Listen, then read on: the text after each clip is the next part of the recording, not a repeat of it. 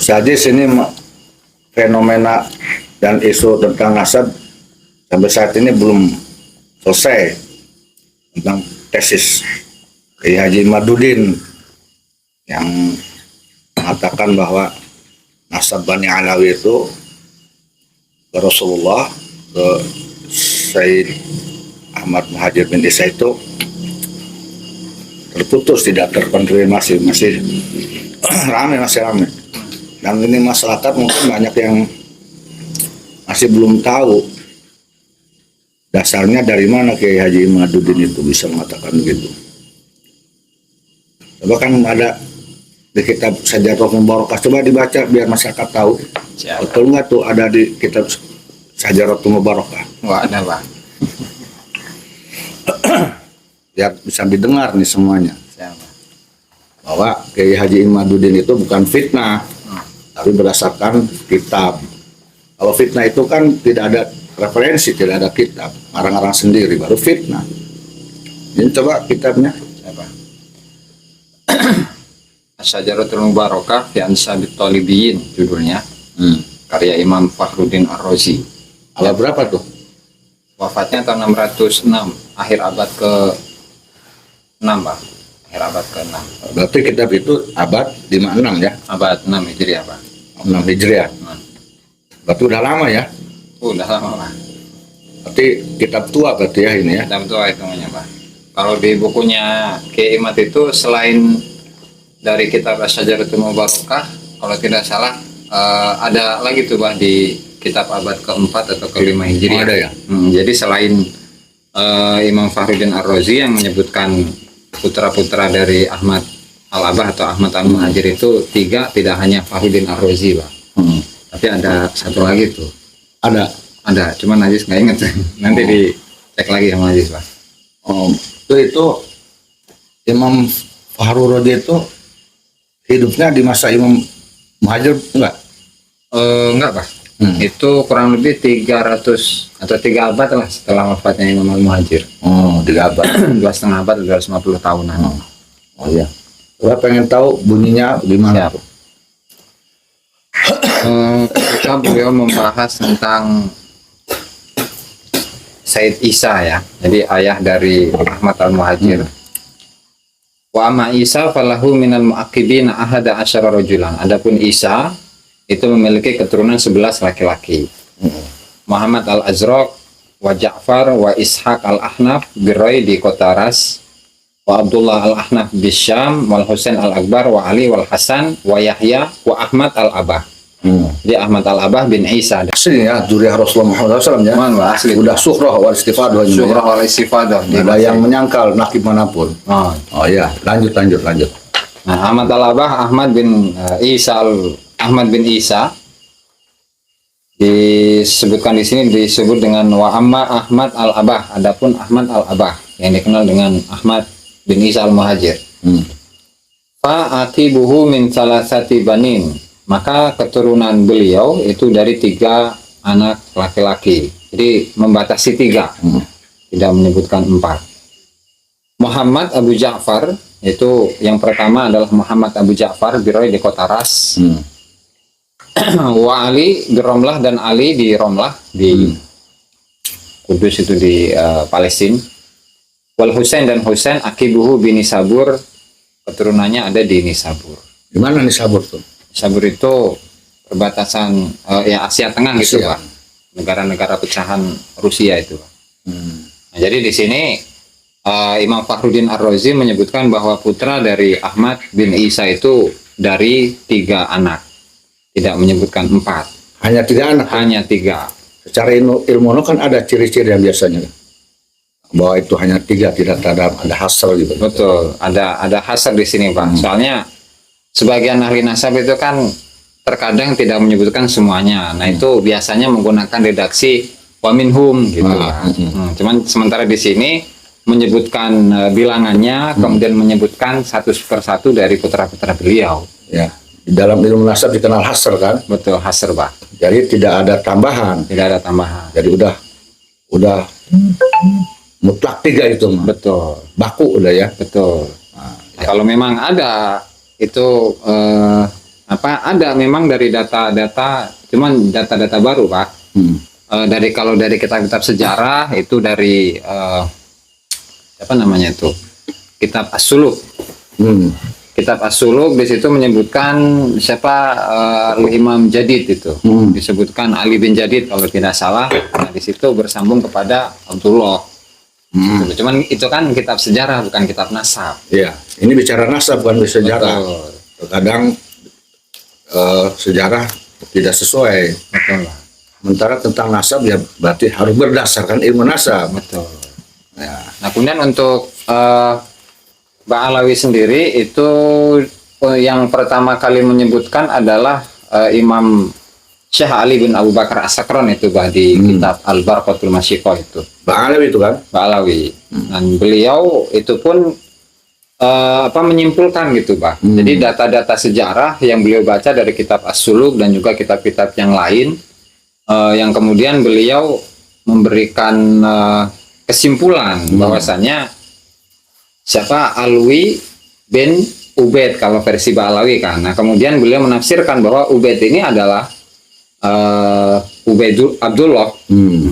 Dimana kalau menurut penafsiran beliau, kenapa kenapa beliau itu disebut dengan Ubaidillah bukan Abdullah ya, karena beliau tawadu. Ubaidullah atau Ubaidillah. Nah, kemudian beliau saking tawadunya dan merasa tidak pantas, kemudian lafzul jalalahnya dibuang sehingga sisanya Ubaid, jadi disebut Ubaid aja gitu Bah menurut Syekh Ali bin Abu Bakar As-Sakron. Menurut Syekh Ali Abu Bakar As-Sakron kan? Betul Pak. Nah, Syekh Abu Bakar As-Sakron sendiri ini bukan ahli nasab kan?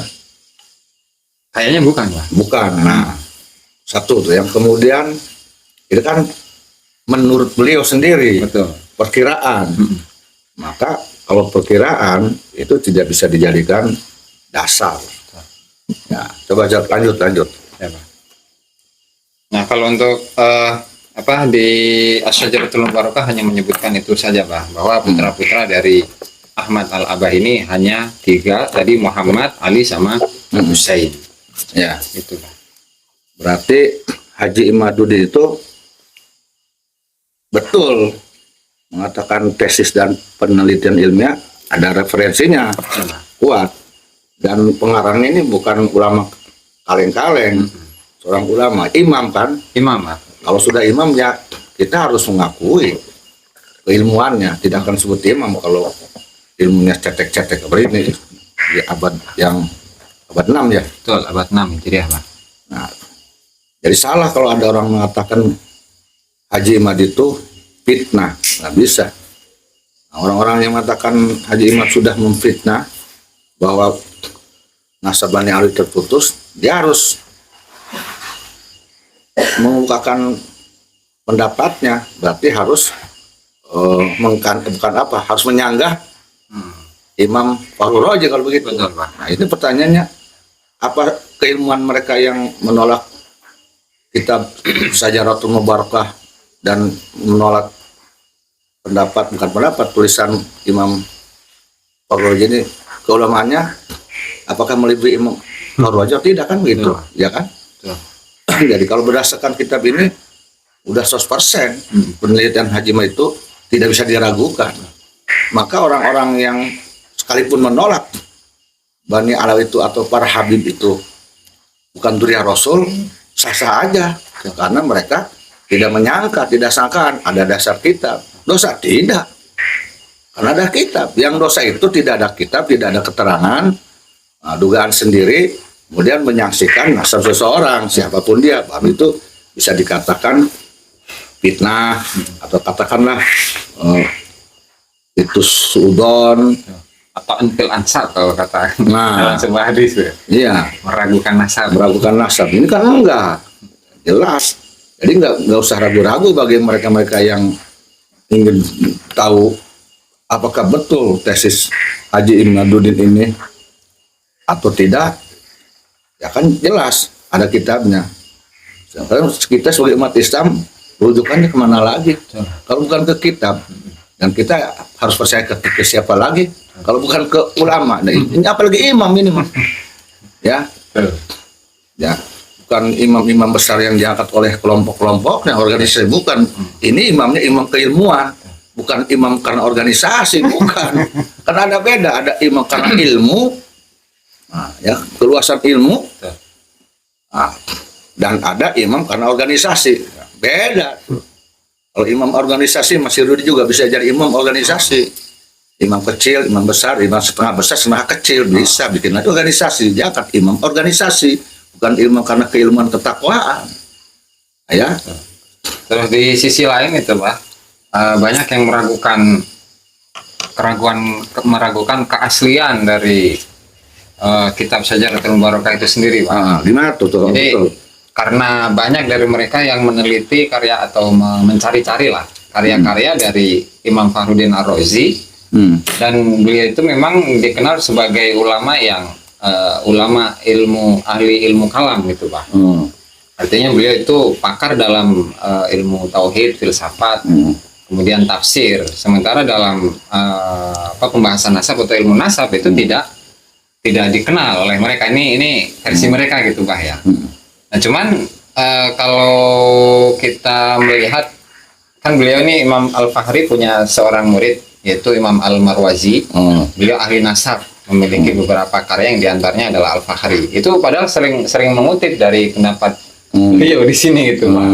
Dan juga Imam Fakhruddin Ar-Razi itu kalau kita cari di Tabaqatun Nasabin yaitu generasi-generasi dari ahli nasab itu pun disebutkan sama beliau. Nah, sehingga keraguan atau orang-orang yang meragukan keaslian dari kitab Asy-Syajaratul Mubarakah sebagai salah satu dari karya Imam Fakhruddin Ar-Razi itu jauh dari kebenaran gitu.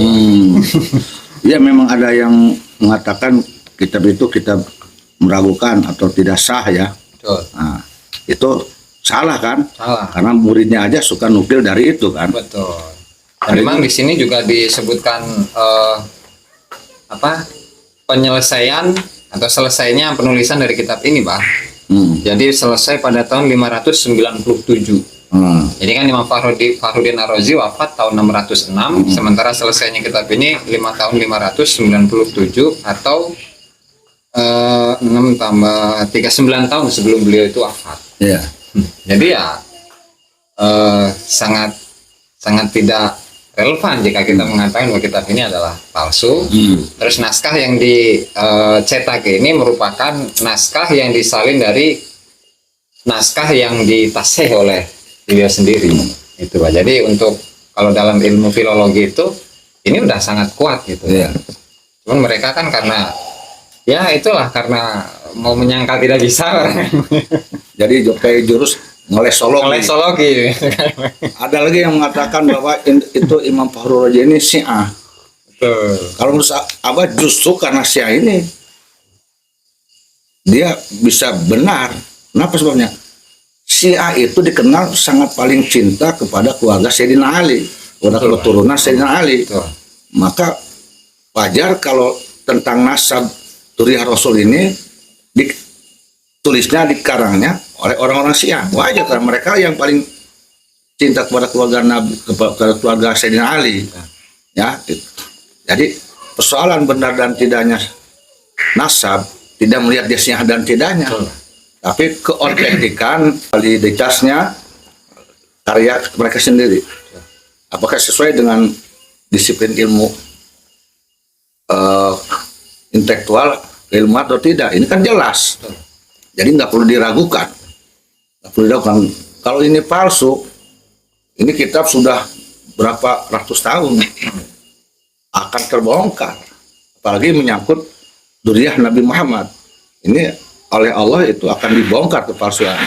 Sementara tidak ada. Jadi yang nuduh palsu itu dia yang nuduh, yang palsu itu yang nuduh itu.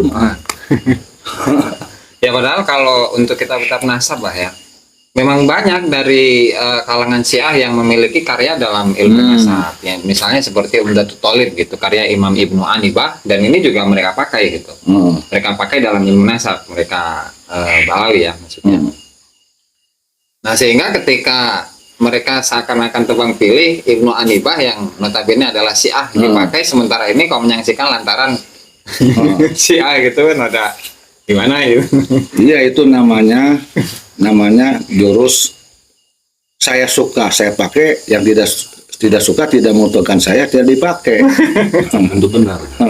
Jadi yang benar itu yang menguntungkan saya, yang tidak benar yang merugikan saya. Itu bukan dasar prinsip agama Islam tuh mah kalau gitu mah. Terus itu Gus Ajis, Abah dengar tuh dari beberapa video yang beredar dari literatur di Hadramaut ini kan dulu ada komunitas Yahudi yang katanya itu disurati oleh Rasulullah Muhammad SAW supaya masuk Islam dan ditemu Islam. Kalau tidak didasarkan ada kitabnya, nah, kan? Betul, Coba, ada Pak. nah, coba dibuka kitabnya biar kita tahu nih apa hubungannya ini. Nah, Yahudi dengan sesuatu, kan itu ada di Hadramaut kan? Betul. Nah ini coba kita ada kaitannya tidak dengan yang beredar di medsos bahwa tes DNA salah satu oknum Habib itu Yahudi. adalah gennya ke Yahudi. Sementara di Yaman itu ada komunitas Yahudi. Ya, coba dibuka kitabnya. Jadi kitab ini adalah kitab Idamul Qud fi Dzikri Buldan Hadramut. Idamul Qud dalam menyebutkan daerah-daerah atau kota-kota yang ada di Hadramut atau wilayah-wilayah yang ada di Hadramut, karya dari Al-Habib Abdurrahman bin Ubaidillah As-Segaf. Dan beliau itu Segap nih ya, As-Segaf. Bani Alawi berarti. Nah, Dan beliau itu di tahun 1335-an kalau tidak salah, setelah berdirinya Rabithah Alawiyah itu pernah dimintai fatwa Pak mengenai masalah rafaah. Itu ketika seorang India yang nikah dengan Syarifah, nah kemudian dari Rabithah Alawiyah itu tidak terima dan mengatakan itu tidak sah, dan yang lebih fatal lagi sebagian menganggap bahwa itu adalah zina gitu Pak. Nah, ketika mereka menyodorkan atau meminta fatwa kepada musonef ini, Habib Abdurrahman bin Ubaidillah, itu kan beliau mengatakan sah. Nah itu lalu mereka berusaha untuk menyogok Pak. Menyogok beliau ini. Ya, Abadilah Segap ini. Ya, agar merubah fatwanya dari mengatakan pernikahan tersebut sah menjadi tidak sah, dan itu Jadi zaman dulu juga ada sogak ya. Berubah fatwa. Fatwa dimain-mainkan oleh oknum Balawi itu. Masya Allah. Dulu itu ya. Dulu. Fatwa aja disogok-sogok. Disogok. Apalagi zaman sekarang, zaman saiki. Fatwa disogok-sogok supaya dirubah, kan itu aneh itu. Betul. Itu kelakuan Yahudi yang kayak gitu. Nah terus lanjut.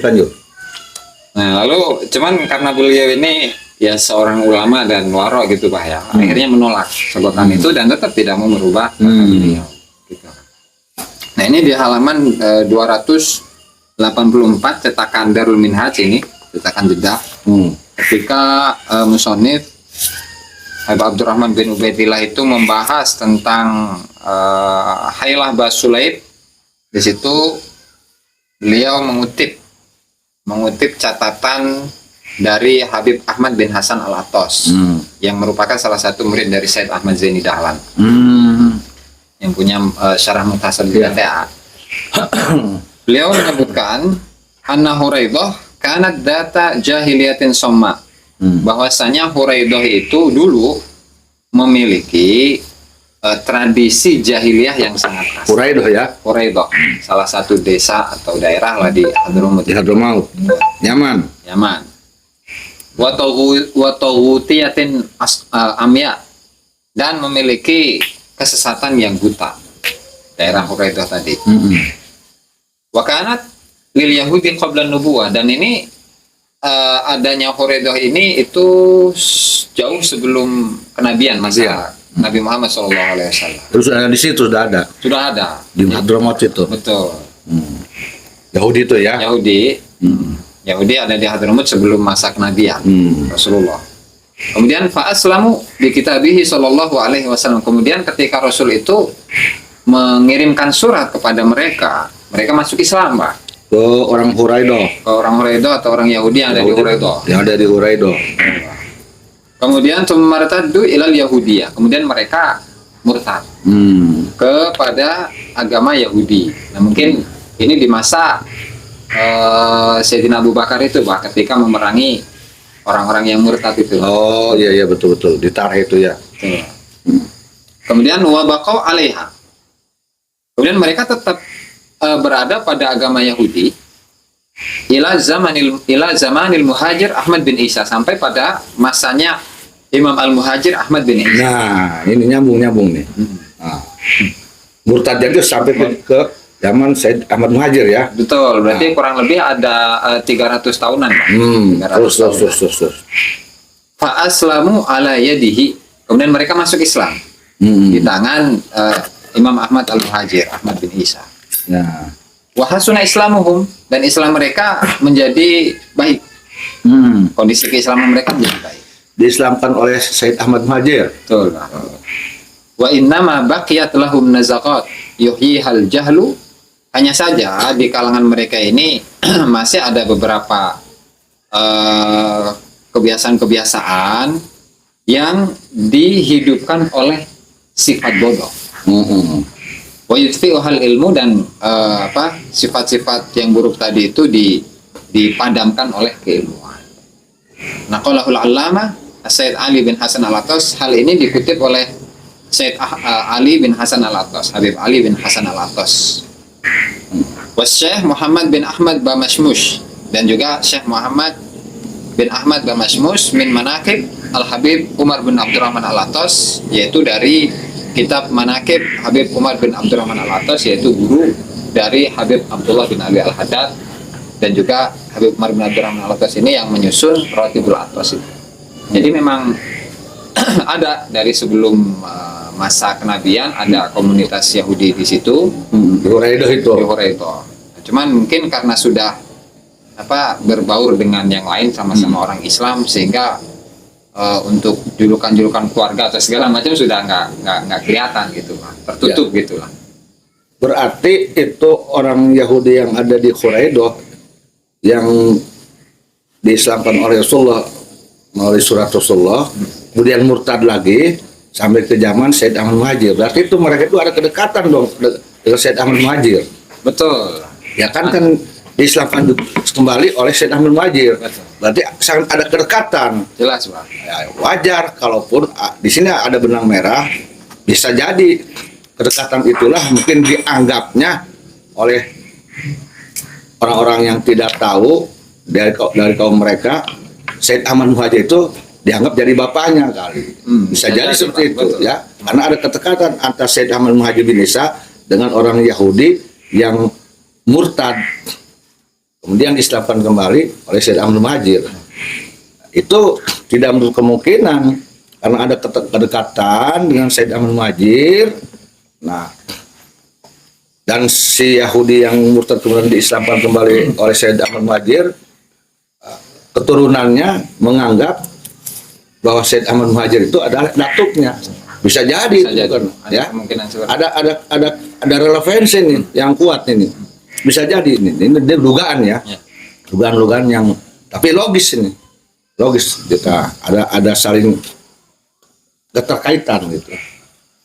Nah, apalagi kalau dikaitkan dengan zaman sekarang adanya gen-gen Yahudi yang ketika di tes DNA dari oknum Bani Alawi itu ada keterkaitan.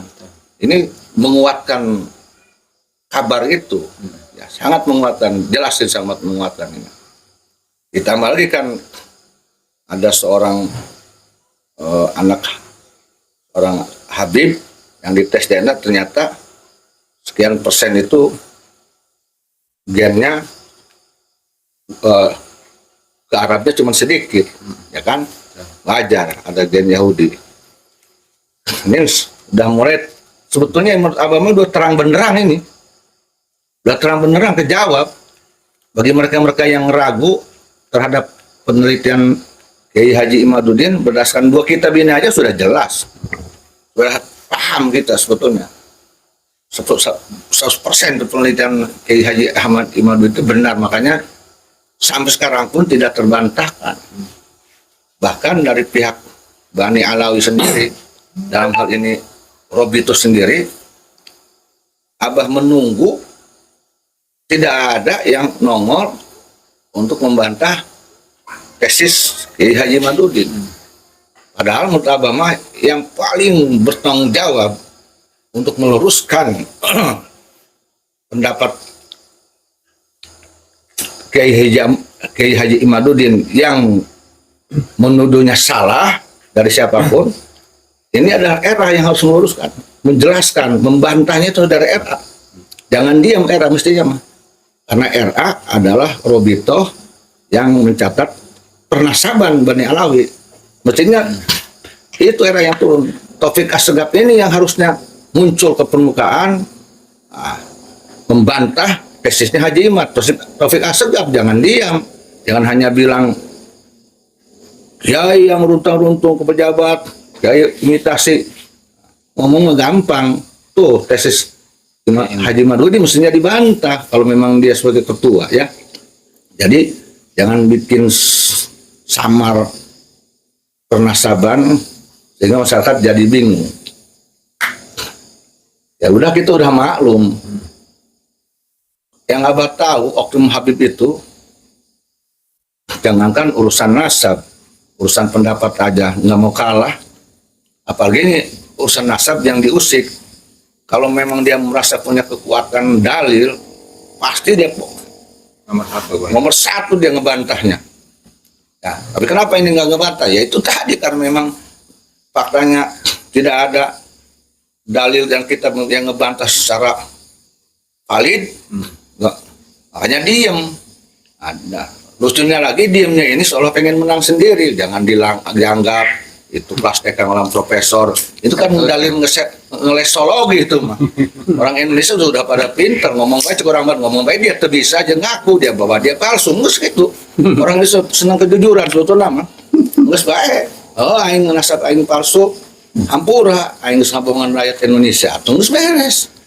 Sebab rakyat Indonesia tidak mesti harus Duriah Rasul, walaupun bukan Duriah Rasul juga, selama baik, takwa, ramah tamah, berbaur dengan seluruh suku, tidak sombong-sombongan, tidak menghina nasab yang lain, apalagi meniadakan keturunan Wali Songo yang paling biadab itu. Oknum-oknum itu mengatakan keturunan Wali Songo terputus, otaknya di kemanain tuh, bukan di dengkul lagi tuh, itu otaknya tuh ada di bawah kaki itu. Ya kan, logika aja nggak masuk. Masa dari 9 Wali Songo itu tidak ada satupun keturunan? Masa dari ibu aja? Kan aneh itu. Itu mah kalau menurut apa, bodohnya juga, rajanya bodoh itu. Tidak ada yang rajanya bodoh ketua orang-orang yang hasud, yang ingin hanya dia sendiri aja yang jadi durian Nabi Muhammad di Indonesia ini. Kalau bukan dibawa oleh kehasudan, nggak mungkin otaknya sebodoh itu. Lucunya lagi, dia meneliti tidak, berdasarkan kitab nasab juga tidak. Coba aneh, sudah berani mengatakan keturunan Wali Songo terputus. Neliti kagak, nggak neliti nggak apa-apa. Di sensus tidak, data sejarah tidak ada, ya. Observasi juga tidak ke Banten, ke Sumedang. Di Sumedang kan banyak duriah Rasulullah itu, para raden itu keturunan Syekh Kafi banyak. Ke Cirebon tidak, ke keraton-keraton.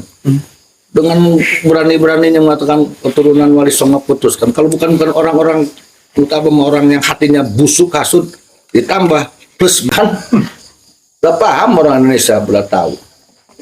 Nah, giliran keturunan Wali Songo pada muncul, terbukti, fakta, bahkan sudah dites DNA, 25 orang, ngeles lagi aja. Sekarang banyak orang ngaku-ngaku keturunan Wali Songo, biarin aja. Yang mau ngaku-ngaku mau tidak, ya dan dosa-dosa mereka usil amat. Ini orang-orang usil yang kayak gitu tuh. Padahal itu siapa yang oknum Blonde? Blonde. Yang oknum Blonde ketika menyampaikan Zuriat Wali Songo itu kan baca surat edaran Robito kalau nggak salah kan, Pak? Iya. Redaksinya kan nggak seperti Nggak itu. begitu. Amba juga tahu dari Robito Alawiyah menjelaskan bahwa mengakui Wali Songo itu Bani Sa'ada. dan mengakui punya keturunan, dan tidak boleh mengatakan tidak punya keturunan, tidak boleh. Hanya orang-orang yang hasud aja yang mengatakan, oknum Habib yang hasud yang mengatakan keturunan Wali Songo terputus. Berarti dia terlalu buru-buru, tidak telaten. Kalau memang dia tuh penegak kebenaran, menyangkut nasab orang lain, harus hati-hati. Apalagi nasabnya keturunan Wali Songo. Nah, Wali Songo ini siapa? Wali Songo itu bukan hanya penyebar agama Islam pertama di Indonesia. Wali Songo itu dalam derajat kewalian itu kutub, wali kutub, semuanya wali kutub di Indonesia. Nah, ini keturunan Wali Songo, keturunan wali kutub, wali yang terbesar di Indonesia, keturunan seorang wali kutub. Ditiadakan oleh oknum blonde tersebut, dan mereka pun mengakui Wali Songo itu dzurriyyah Nabi Muhammad SAW. Nah, berarti keturunan Wali Songo, keturunan wali kutub Wali Songo ini pun adalah dzurriyyah Nabi Muhammad SAW. Jadi aneh kalau dikatakan tidak ada. Ini tidak mau kalah menurut Abah sama dia. Pengen dia sendiri yang dihebat-hebatin. Hebat si oknum, hebat dawir, hebatnya ngejual siwak, ngejual sorban, hebatnya teriak-teriak, jual air, ngejual air. Ngomong mah yang dekat dengan Umaro, anjing babi, gatonya deweknya sendiri dekat dengan Umaro, dengan provokator. Dengan orang yang dendam, hasud kepada Pak Jokowi. Akrab dia. Dia akan akrab dengan oknum-oknum yang anti Pak Jokowi, yang ingin Pak Jokowi itu lengser. Dia dekat malah, itu kan bukan Umaro lah. Ya kan Abah punya buktinya nih. Dia berfoto dengan siapa-siapa, tahu. Pantesan teriak-teriak nyaring ya. Nggak mau kalah dia. Yang jelas tuh keturunan Wali Songo itu keturunan wali agung dan kutub yang diziarahi oleh umat Islam hampir se-Indonesia, juga di dunia, yang makamnya tidak pernah sepi. Itu tidak mau tersaing. Yang lucu lagi ngomongnya gini, kalau itu Habib, gelar Habib Anda bisa berikan, Anda berikan tuh pada orang yang keturunan Wali Songo. Nah, orang ini kepedean. Keturunan Wali Songo nggak butuh gelar Habib, dikasih juga nggak mau. Apalagi sekarang udah nggak laku Habib itu. Ya dulu aja nggak mau, sekarang Wali Songo aja, turunan Wali Songo dari dulu nggak pernah pamer-pamer nasab, diam-diam aja. Mereka lebih senang memakai gelar kerajaannya, Raden, itu bagus. Gelar kenasaban dipakai. Enggak, dipakainya gelar kerajaan. Gelar kenasabannya disembunyikan, Sayyidnya, Syarifnya disembunyikan. Karena memang tidak bermental jual-jual nasab. Manggung jual-jual nasab, jual-jual Nabi Muhammad, jual-jual agama Islam, jual-jual barokah, diancam kualat, tidak dapat syafaat Nabi, neraka, iblis, dan itu nggak lucu yang kayak gitu. Ya, tidak intelek, bako bau. Kalau di Cirebon itu, kata kemarin murid Abah yang dari Cirebon itu kan, banyak ulama-ulama kiai-kiai yang di Cirebon, mereka memunculkan gelar keluarganya itu. Betul. Lantaran tawadu dan malu kalau tidak mencerminkan akhlak leluhurnya. Iyalah, ya. Yang normal begitu, yang sehat mah malu. Kayak di Banten tuh bagus, Ratu, Cirebon, Elang, Lora tuh di daerah Jawa, Sumedang, Raden, kan itu rata-rata tuh Sayyid Syarif. Ya, tapi mereka enggak sosokan, enggak. Malu. Kenapa malunya? Karena takut akhlaknya mencoreng nama eyangnya. Bukan malah bangga, bukan malah dijual-jual. Takut mencoreng nama eyangnya. Dia yang nakal, dia yang bandel, yang buruk eyangnya.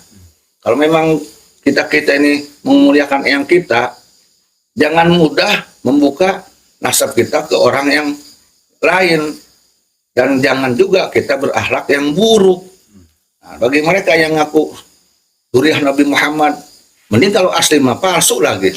Tapi anaknya nggak bener, wah udah mencoreng, juga sudah membuat nasab palsu. Dan ini oleh Rasulullah harus diperangi.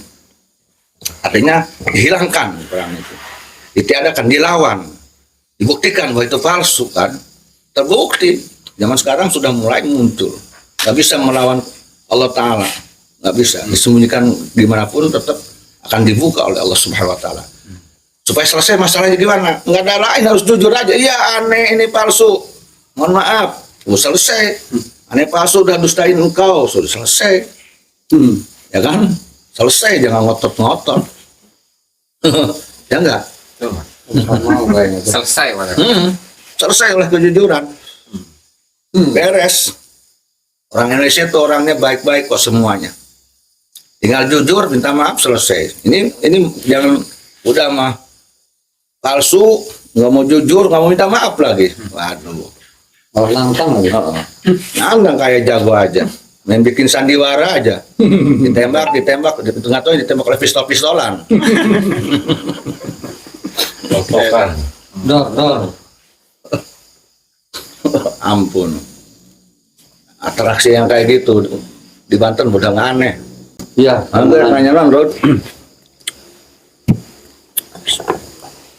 Ini Bah sedikit mau nanya nih tentang bisa dikatakan para oknum habaib lah. Karena sekarang lagi pada marak tuh, bahkan bukan satu aja, bahkan banyak lah para oknum-oknum habaib tersebut itu sering ceramah lah di mana-mana. Cuma pertanyaannya begini, Bah, kenapa sih itu para oknum habaib itu sering memprovokasi umat sehingga umat itu harus benci kepada pemerintah? Terus yang kedua, ceramahnya itu suka menghujat, menghina, mencaci, itu kan berkata kasar, gitu kan? Nah itu menurut Abah gimana itu? Yang kayak gitu, apakah itu sebagai panutan umat, apa itu namanya apa menghancurkan umat gitu yang kayak gitu, Bah? Kan dari dai itu kan artinya kan memberikan petua lah terhadap umat kan, itu mempersatukan umat lah dengan modal agama yang mana umat itu tidak tahu gitu. Ini mah seolah-olah menurut saya yang bodoh gitu, Bah, yang awam segala-galanya. Jadi dihayati perkataan-perkataannya itu sifatnya memprovokasi agar kita ikut benci gitu. Itu gimana menurut Abah itu? Bismillahirrahmanirrahim. Pertama, itu berpotensi merusak umat, memecah belah umat, membohongi umat, plus itu menodai agama Islam, rusak citra dan maruah agama Islam oleh oknum yang seperti tadi. Jangankan di mata orang Islam sendiri, yang lebih miris itu di mata non muslim di luar negeri. Mereka melihat tingkah laku oknum yang ngaku Islam tapi kayak barbar, ya, dan dakwahnya itu kayak orang kesurupan, itu dikaitkan dengan agama Islam, seolah-olah itulah yang diajarkan oleh agama Islam, cermin agama Islam. Padahal bukan. Makanya itu disebutnya oleh agama menodai agama Islam, membuat perpecahan kepada umat. Kenapa bisa terjadi seperti itu? Itu mah manggu genep, Rudi. Manggu genep memang guys, bukan rahasia umum. Hanya orang bodoh itu masih belum tahu sebabnya, karena mereka pakai jubah agama, dibungkus dengan dalil agama, dengan jihad, dengan takbir. Jadi nggak tahu dalamnya, sehingga ngikut aja, benerin aja. Padahal itu lahir dari politik sebetulnya. Akibat politik, bro. Tahu nggak? Insya Allah akibat politik. Itu berawal, insya Allah walau misawab, diduga nih, berawal dari Pilpres tahun 2014. Nah, ketika itu dimenangkan oleh Pak Jokowi. Kelompok mereka jagoannya kalah, sakit hati, sakit hati, kalah. Nah, oknum-oknum politisi busuk yang jagoannya kalah, dendam, ingin berkuasa di Indonesia tidak bisa, maka dicari cara bagaimana Pak Jokowi ini dijatuhkan. Nah, kemudian dibikin opini ke masyarakat bahwa pemerintahan yang dipimpin oleh Pak Jokowi ketika itu tahun 2014 itu buruk. Nah, tujuannya mah ingin Pak Jokowi lengser. Nggak lengser sampai tahun 2019 pemilihan lagi. Nah, mereka itu oknum sakit hati, barisan sakit hati itu punya jagoan lagi, didukung lagi oleh oknum-oknum yang bersorban dan memberikan takbir. Yang teriak-teriak jihad, teriak-teriak pemerintah Indonesia dolim, ya, yang mencaci maki Pak Presiden Jokowi bla bla bla bla bla segala macam lah, didukung lagi jagoannya, kalah lagi tahun 2019, kalah lagi. Nah, karena sudah 2 kali kalah terus kalah, makin sakit hati. Nah, oknum-oknum politisi ini yang ingin berkuasa di Indonesia tidak berhasil, ingin Pak Jokowi itu tumbang tidak berhasil. Nah, mereka mencari tumbal, mencari bemper, mencari bodyguard lah untuk menyerang Pak Jokowi dan pemerintah Indonesia ini. Siapa yang bisa jadikan jongosnya? Nah, yang jadikan anjingnya siapa? Otomatis dicarilah, harus ada sosok yang mempunyai massa dan ormas.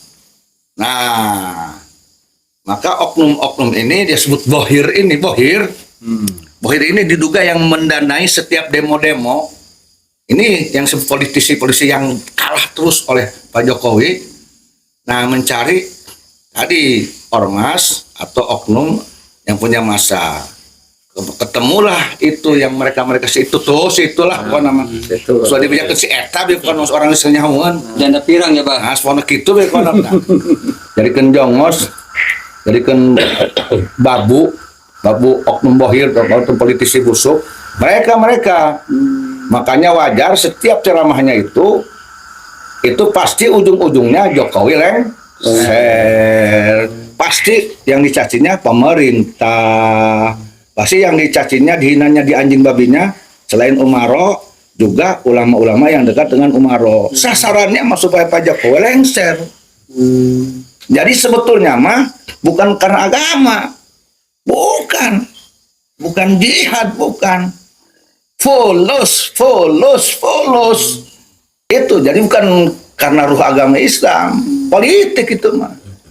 Politik. Picis lagi aja berarti, Pak. Atau picis, polos. Mau ngomong apa-apa juga, apa mereka tahu. Mau teriak-teriak, mau ngumpul 5 juga apa tahu. Itu, jadi itu mah jongosnya Bohir. Ketika disuruh demo seneng. Karena beres demo dapat duit. Ya kalau mau ngomong, mereka lah oknum penjual agama. Mereka lah oknum penjual ayat.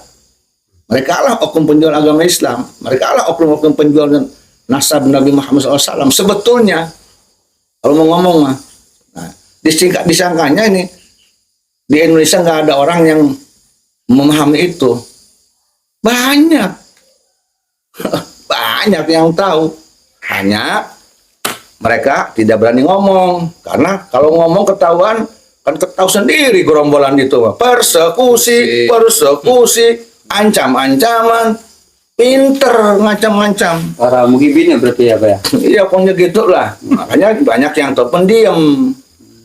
Itu isinya mah. Tapi yang dijualnya agama, Nabi Muhammad, jihad. Nah, wajar selalu kalah dalam setiap momen pilpres, kalah terus. Ya Allah nggak ridho kok.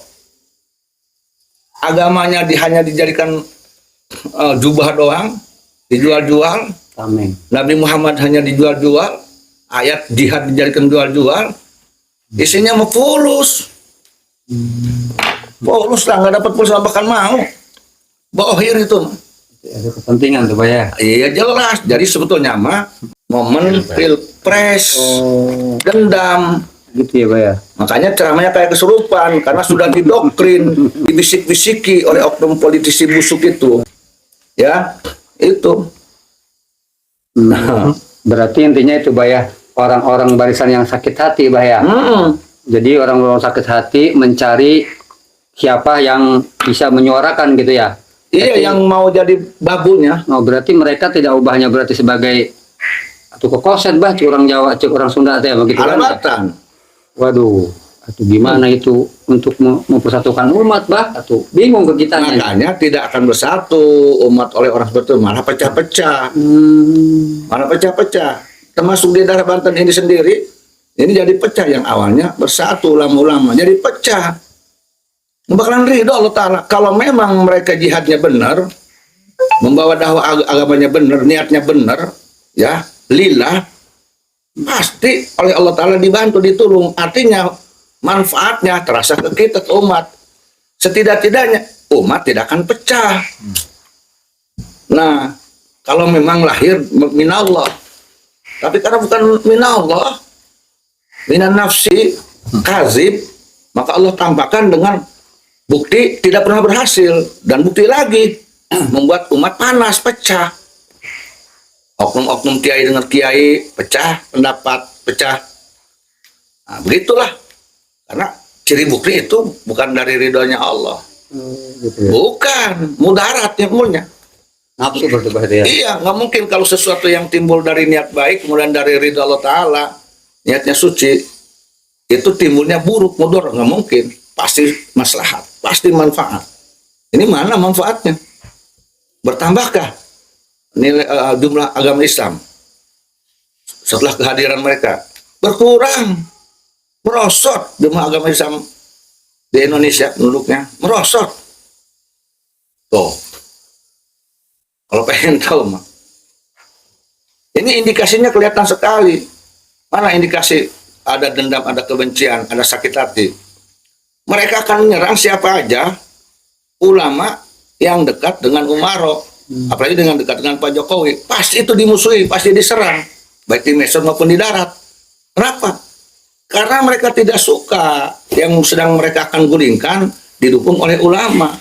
Dituduhlah ulama itu masuk anjing babi. Gitu, orang hasud itu mah. Orang hasud tapi ngaku seolah-olah dia pengen disebut suci, nggak bakal bisa dibohongi Allah Ta'ala.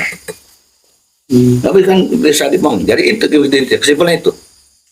Bukan karena ruh agama, bukan karena itu dibawa oleh agama Islam, bukan. Itu produk politisi busuk. Nah, ya, Demi kepentingan tuh berarti Pak ya itu ya. kepentingan politik, bohir-bohir, dan mereka saling menguntungkan. Bohir, untungnya kalau jatuh Pak Jokowi, Bohir bisa jadi menguasai Indonesia. Mereka untungnya punya fulus. Gitu ya. Ya, itu analisanya seperti itu. Cirinya gitu aja. Siapa aja yang mendukung pemerintah, ulama, pasti dicaci maki. Pasti. Setiap ada kejadian apapun di Indonesia, gempa apa aja, ujung-ujungnya apa? Jokowi lengser. Ujungnya itu. Masalah buruh, Jokowi lengser. Apa aja? Cak rag kageling ku mobil cak. Pak Jokowi disalahkan lengser. Kok bisa begitu? Kenapa tuh Pak ya? Iya, karena ada oknum politisi busuk, bohir, yang ingin jadi menguasai Indonesia, nah, tidak berhasil, terhalang oleh sukses sehat Pak Jokowi. Tidak bisa dia menguasai Indonesia. Sakit, kesel dia, udah capek-capek, udah berhayal pengen jadi penguasa, nggak bisa ternyata. Nah, marahlah. Itu dia tuh menggunakan kelompok gerombolan yang kayak gitu. Bodyguard ecek-ecek kere, tapi ngaku pengen hebat. Disangkanya di Indonesia ini buta semua. Enggak lah, tahu, nggak bisa ditipu. Di Indonesia ini banyak orang-orang yang kasyaf, banyak orang-orang yang dekat dengan Allah Subhanahu Wa Taala, yang tanpa dia harus datang ke Jakarta, dia dikasih tahu oleh Allah Taala siapa sesungguhnya oknum tersebut. Tahu lah. Itu Rod. Berarti itu bah tidak berhak kita ikutin dia bah ya, walaupun Wajib beliau, tidak diikuti. ya walaupun beliau ngaku-ngaku duriah Nabi juga ya, Habib juga ya, soalnya Iya. saya pernah mendengar bah gitu, ada salah satu oknum Habib ceramah waktu itu di Madura kalau nggak salah itu, yang agak rambut pirang-pirang itu, siapa nggak tahu saya namanya tuh, ya yang Si Blonde, yang pirang aja gitu si ya, Blonde kesurupan. ya bahwasanya ketika kita misalkan mencintai Habib itu nambah iman katanya bah, gitu tuh. Makanya kita ini ya, saya khususnya bagi orang bodoh awam bingung apa bener apa gimana itu bah. Sangat jelas salah itu, memanipulasi keimanan, menjual keimanan untuk kepentingan diagung-agungkan. Nggak ada. Karena umpamanya kita ada keraguan kepada nafsu kemudian harus hancur iman. Nggak ada itu. Di mana dasar hukumnya? Itu dasar nafsu itu, bohong. Berarti akal-akalan dia itu bah ya. Iya, tipu muslihat. Waduh. Tipu muslihat itu. Hanya kebanyakan saudara kita tersihir oleh pengakuan anak Dzurriyyah Rasul, tersihir oleh wajah Arab-Araban, tersihir. Nggak bisa tersihir orang-orang yang kekuatan iman Islam itu Allah Ta'ala, nggak bakalan bisa. Terus yang terakhir nih bah nih, mohon maaf nih, yang terakhir ya saran Abah khususnya kepada rakyat Indonesia, dan wabil khusus ke umat Islam Indonesia. Bagaimana menyikapi orang-orang seperti itu? Saran Abah gimana biar kami ini sebab orang-orang yang bodoh ini, biar kami punya ketetapan lah, mana yang harus kita ikutin ulama, mana yang kita jangan ikutin, maksudnya gitu bah. Yang pertama kita lihat mereka punya akhlak atau tidak, dakwahnya mencaci maki tidak, menjelekkan tidak, menghina orang tidak. Kalau sudah jelas itu ada, maka lawan, maka kritik, maka luruskan semampu kita, dan wajib tinggalkan, wajib jauhi siapapun dia, tinggalkan, dan jangan takut untuk mengkritiknya, jangan takut untuk menegurnya, biar dia tahu bahwa dia salah. Jangan diem, lawan. Artinya lawan ini bukan dengan kekerasan, lawan dengan hujah, lawan dengan ilmu, lawan dengan teguran, takjir dengan teguran. Jangan diem, biar mereka tahu. Dan wajib jangan diikuti. Kalau bisa jangan diundang-undang ceramah-ceramah juga. Mereka Imaduddin ini dengan hamba di masyarakat. Imaduddin itu merapat ke topik gula. Tanggapannya itu. Oh, emang betul. Ada berita bahwa Kiai Haji Imaduddin katanya akan duduk bareng dengan Taufik Assegaf. Nah, kalau menurut saya tidak akan pernah terwujud, insya Allah tidak akan jadi. Kenapa? Hebat itu Taufik Assegaf kalau mau debat ilmiah dengan Kiai Haji Imaduddin. Hebat kalau punya mental dan keberanian bertemu dengan Kiai Haji Imaduddin untuk debat ilmiah tentang nasab. Nggak bakalan punya mental seperti itu. Paling juga ngelesologi lagi. Bakal terjadi, Nggak bakalan terjadi kalau menurut saya. Nanti ngeles mereka. Dan Haji Imad harus hati-hati. Jangan mau sembarangan ketemu. Nanti Haji Imad udah lurus niatnya, siapkan debat ilmiah, rupanya oknum-oknumnya, jengos-jengosnya, nempeming nanti. Kiai Haji Imaduddin sepakat mengakui nasab Ba'alawi tersambung, terkonfirmasi ke Said Ahmad Muhajir. Kan bisa aja bikin opini seperti itu. Makanya saya berharap Kiai Haji Imadun itu sendiri hati-hati. Itu harus hati-hati yang kayak gitu mah. Jadi, ya kalau saya mah nggak akan terjadi itu, insya Allah. Nggak akan punya mental. Jauh keilmuan kayaknya. Jauh. Dasarnya dari mana mereka referensinya? Keilmuannya dengan Kiai Haji Merito gimana ya? Maaf lah, pokoknya gitulah. Kalau dia ngomongkan takut tersinggung. Udah kita ukur kok. Maaf. Alasan karena gula deh bang ya. Ya, paling bisa ngomong gula dan kambing. Ngelesol gitu ya. Nah, ngelestologi itu udah. Jawaban di pangkal mana ya? Yang saya tidak mengerti kenapa sih, maaf ya, kok nasab itu seperti apa gitu, aneh gitu. Padahal kan Allah sudah berfirman, Nabi juga pernah berbicara, yang paling dimuliakan oleh Allah yaitu orang yang takwa.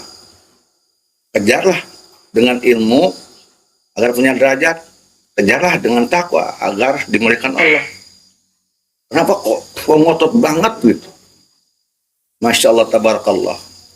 Aneh gitu. Seolah-olah untuk mulia itu tidak ada cara lain, harus dengan nasab. Seolah seperti itu. Aneh kan? Kalau menurut saya maaf, saya sendiri umpamanya. Andai kata orang tidak mengakui nasab saya ke seseorang lah umpamanya. Ya, tidak diakui oleh mereka. Emangnya peduli? Enggak lah. Kenapa sebabnya? Mereka mengakui nasab kita. Emang mereka bisa ngasih surga ke kita? Bisa memuliakan? Belum tentu. Sebaliknya mereka nolak nasab kita, emangnya kita masuk neraka? Allah benci? Belum tentu. Oh, yang penting kitanya berilmu, berakhlak, berakhlak karimah, Berbuat baik. berbuat baik. Pasti dimuliakan oleh Allah dan Rasulullah, walaupun bukan duriahnya. Apalagi kalau duriahnya. Sebaliknya, sekalipun duriahnya tidak berilmu, tidak berakhlak, pengen menang sendiri, arogansi, kayak barbar, ucapannya kayak nggak nyekolah, bikin mudarat, senang mencaci maki, menghina orang. Nah, emang dikira itu Rasul akan mengakui? Diakui nasab oleh Rasul, tapi tidak akan diterima bagian dari umat Nabi Muhammad.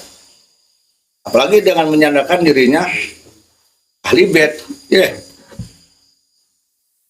Haram orang menghinakan ahli bait. Betul. Ahli bait tidak boleh dicaci maki, dihina nggak boleh. Sudon juga nggak boleh. Yang mana dulu ahli baitnya? Tuh, satu yang tidak boleh dihina, dicaci maki, buruk sangka pun tidak boleh, harus dimuliakan, mutlak harus dimuliakan.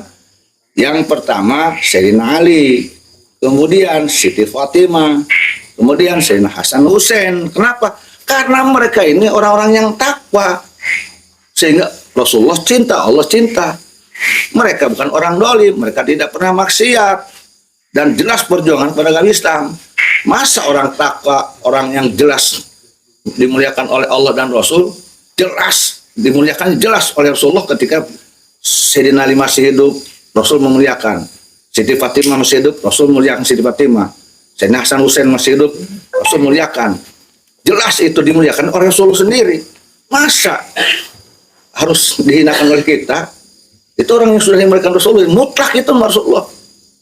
Makanya haram untuk dihina, dicaci maki, sudon. Nah, itu ahli bait itu yang tidak boleh mutlak dicaci maki, dihina, sudon. Itu yang nanti membuat Rasul marah itu karena mereka itu Sayyidina Ali, Sayyidina Hasan Husain, Siti Fatimah, orang-orang yang mulia yang sudah yakin dimuliakan oleh Allah dan Rasulullah. Kesininya mana Rasul ngomong, si Fulan di zaman sekarang nih yang aku zuriat Rasul, Habib, dimuliakan olehku, kata Rasulullah. Nggak ada nyebut nama mereka, nggak ada.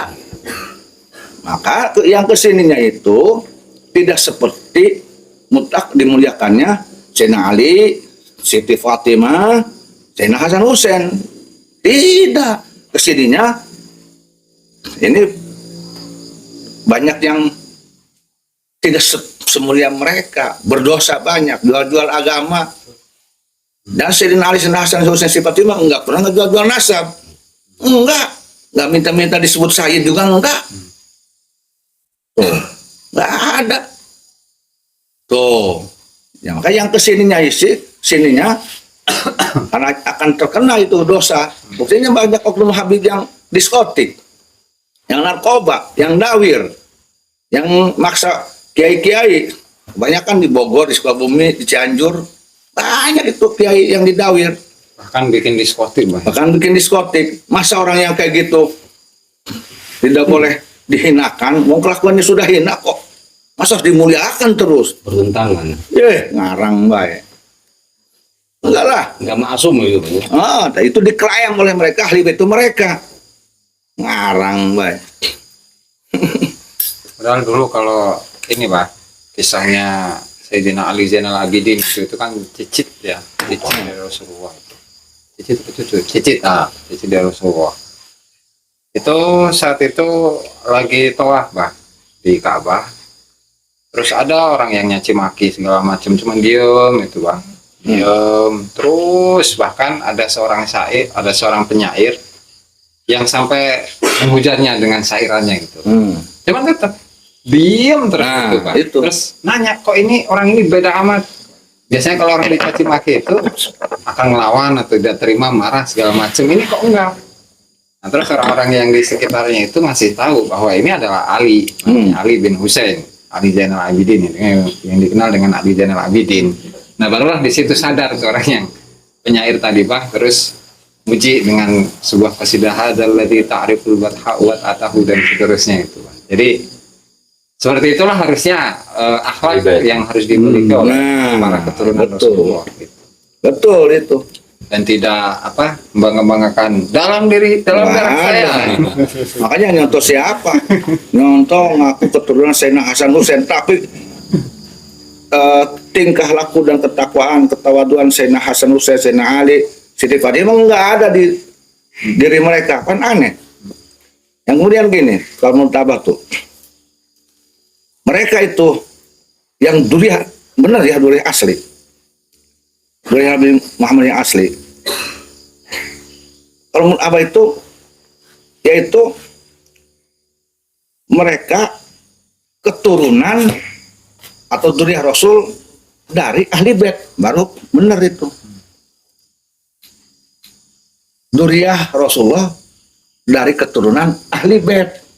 Siapa dari keturunan Sayyidina Ali, Siti Fatimah, Sayyidina Hasan Husain. Nah, itu baru duriah-duriah Nabi yang sekarang ini, yang asli nih, yang tersambung ke Rasulullah, maka pantas disebut duriah Rasulullah dari keturunan ahli bait. Yang ahli baitnya siapa? Itu tadi Sayyidina Ali, Sayyidina Hasan Husain, Siti Fatimah, yang jelas dimuliakan oleh Rasulullah Muhammad Sallallahu Alaihi Wasallam, Allah Taala langsung ketika mereka masih hidup dan oleh Rasulullah ketika Rasul hidup. Nah itulah ahli bait mutlak, itu tidak bisa diganggu dan nggak boleh dicaci maki sampai yaumil kiamat. Ini kan kayak Syekh Abdul Wahab Asy-Syaroni gitu di kitab Lataiful Minan. Dia mengatakan, "Wa mimma manallahu ta'ala alayya bihi syarafun nasabi." Beliau termasuk hal yang Allah Ta'ala karuniakan kepada diri saya itu adalah mulianya nasabku, kata Syekh Abdul Wahab Asy-Syaroni. Wa illam yanfa illa ma'at taqwa, kata beliau. Meskipun mulianya nasab itu tidak membawakan manfaat kecuali bersamaan dengan ketakwaan. Nah, kan kalau Syekh Abdul Wahab Asy-Syaroni itu masih keturunan Sayyidina Ali, Pak. Cuman bukan dari Sayyidina Hasan Husain, tapi dari Muhammad Al-Hanafiyah itu. Ya kan, benar kan. Semua ahli ilmu itu mengejar kemuliaan itu dengan ilmu dan takwa. Semuanya. Hanya oknum-oknum yang bodoh, yang egois, yang mengejar ingin diagungkan dengan nasab.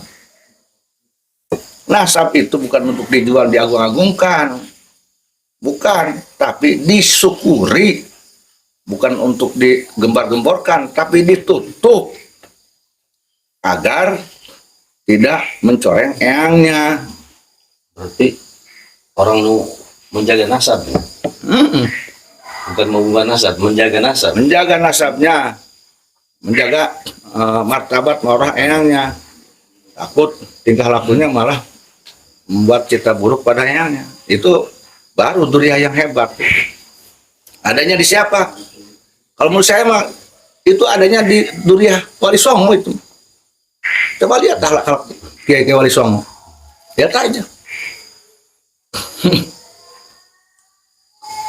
Nggak ada yang gambar anak duriah Wali Songo, padahal itu Wali Songo Wali Kutub loh.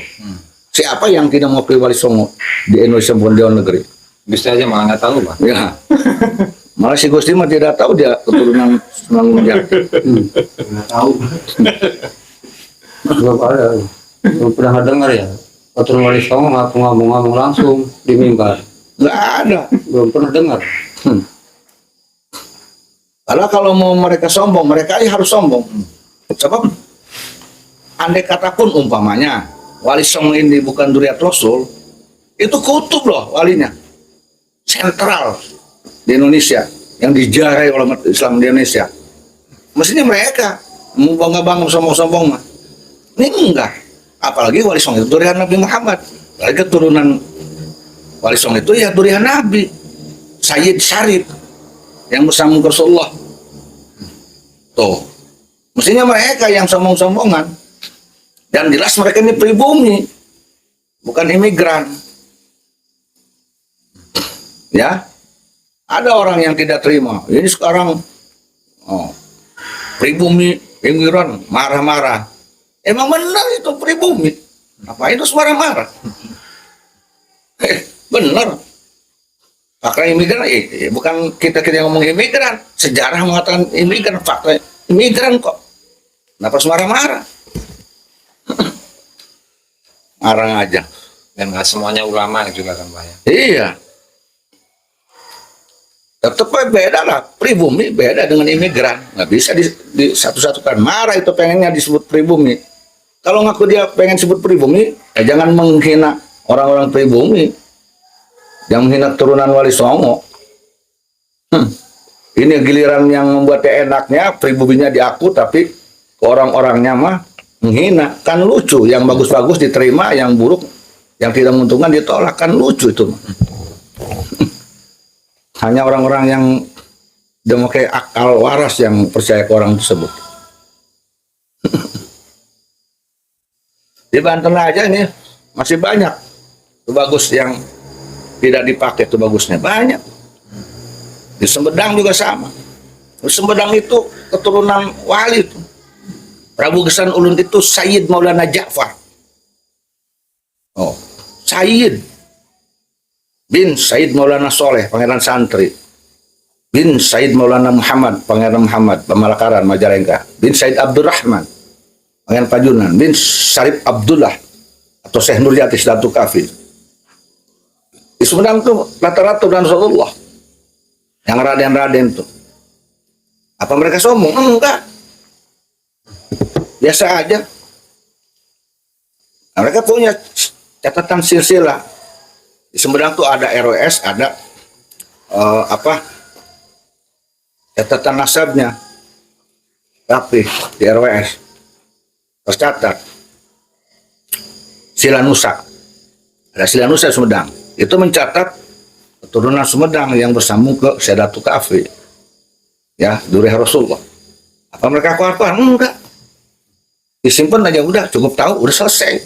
Nggak dijual-jual. Yang banyak duriah Nabi Muhammad itu Cirebon, Banten, Sumedang, di Jawa Baratnya tuh.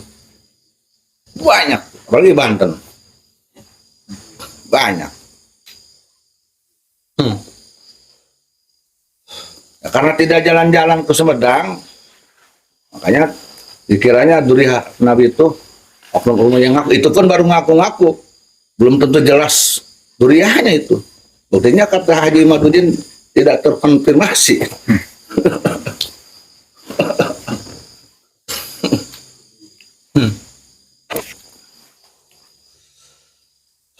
Oke, sholat. Ini hanya pertanyaan. Sholat, silakan. Naros naon. Eta Pak, Diskusi orang. jadi menyikapi itu ya Pak, menyikapi mereka oknum-oknum yang mengaku nasab tersebut kan tidak bisa kita tarik ke atas semua. Kadang-kadang ada dari mereka yang akhlaknya bagus juga gitu Pak. Ada yang akhlaknya bagus juga. Terus menyikapi hal tersebut, seharusnya oknum-oknum yang mencemarkan nama baik klan mereka gitu Pak, seharusnya sadar.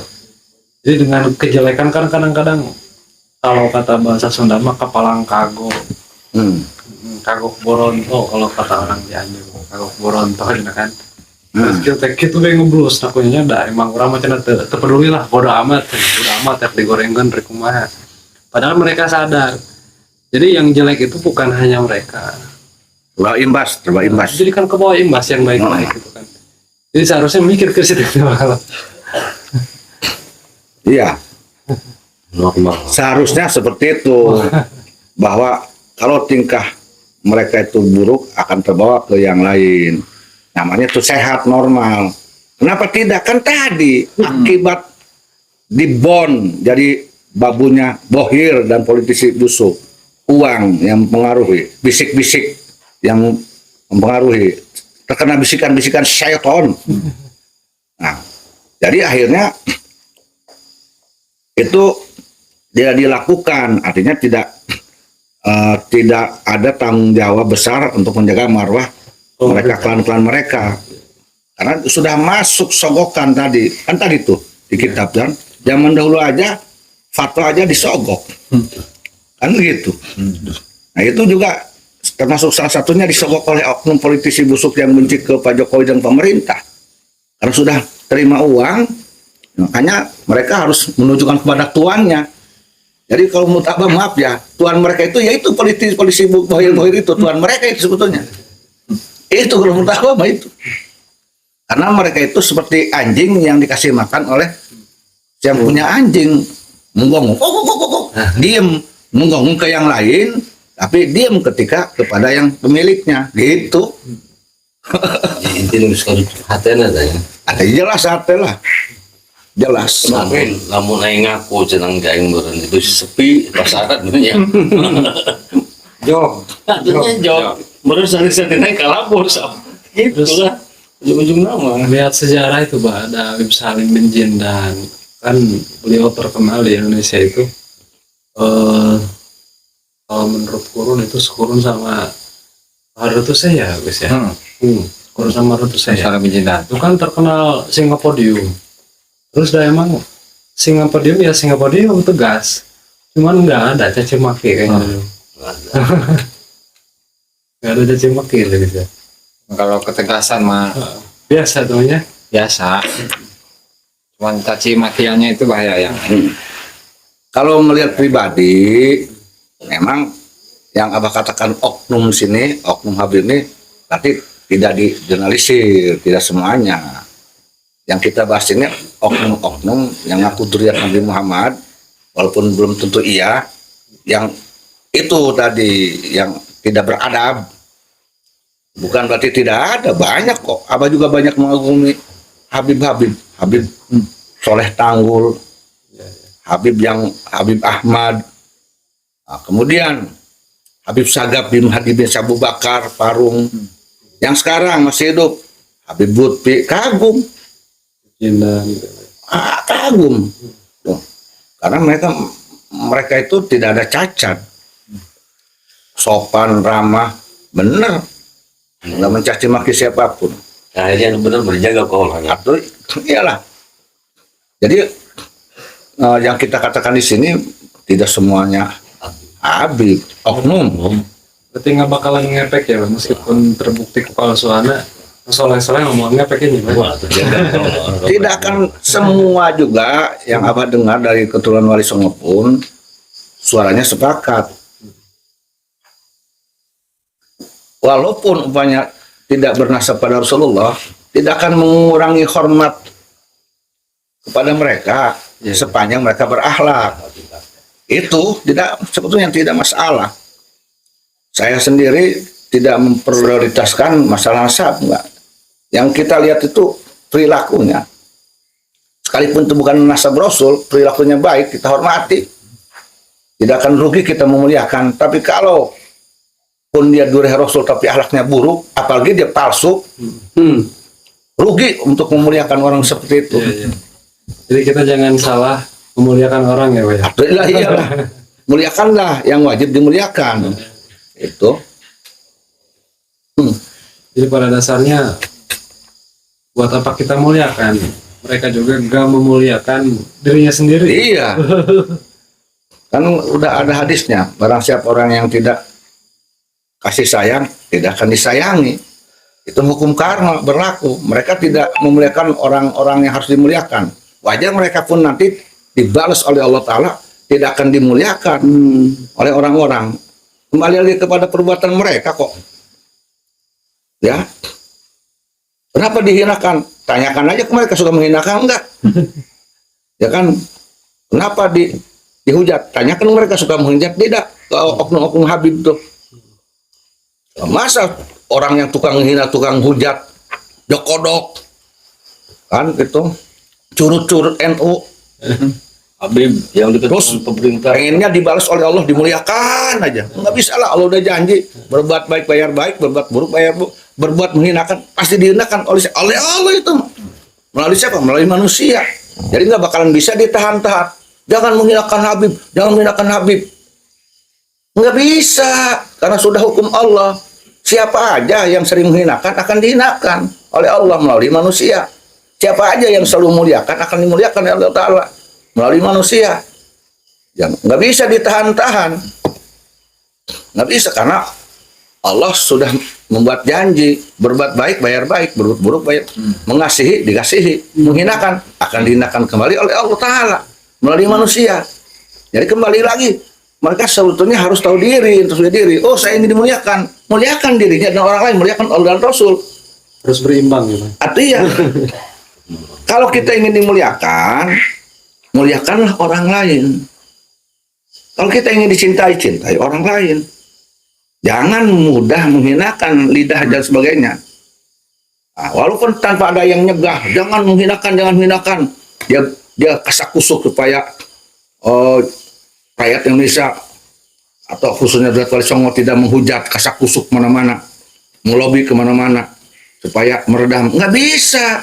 Peredaman itu oleh mereka masing-masing. Tapi bisa, Allah nggak bisa disogok. Nggak bisa. Muliakan aja orang lain, pasti oleh Allah Ta'ala dibalas dimuliakan melalui manusia. Aneh kan? Manusianya yang dibendung, diredam supaya jangan menghina. Tapi dia melakukan satu tindakan yang jelas akan dibalas, dihinakan oleh Allah karena sering menghinakan. Nggak susah pusing-pusing lah.